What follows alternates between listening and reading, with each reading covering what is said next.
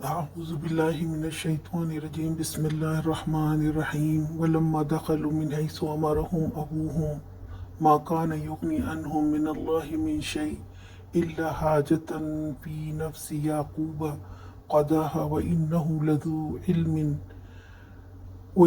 لذو علم لما علمناه ولكن أكثر الناس لا يعلمون۔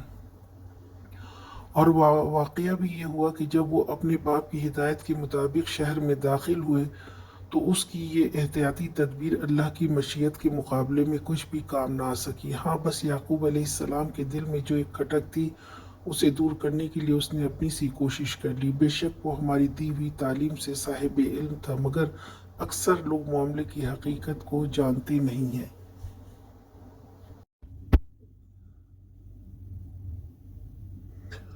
اور اب وہ سارے بھائی اپنے والد کے حکم کے مطابق الگ الگ دروازوں سے مصر میں داخل ہوئے۔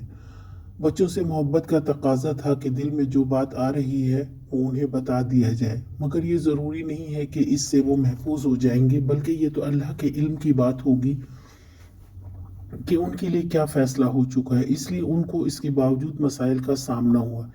یہ صرف یعقوب علیہ السلام کی ایک خواہش تھی، ایک خیال تھا، وہ انہوں نے اپنا فرض سمجھ کر نصیحت کر دی تھی، کیونکہ والدین قدرت نہیں رکھتے سوائے اس کے کہ وہ اپنے بچوں کو نصیحت کر دیں۔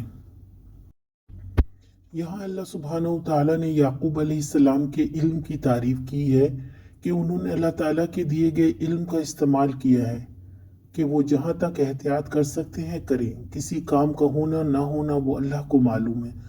بندہ اپنے علم کا استعمال کرے، مگر ساتھ ساتھ وہ یہ نہ بھولے کہ اختیار کامل اللہ تعالیٰ کے ہاتھ میں ہے۔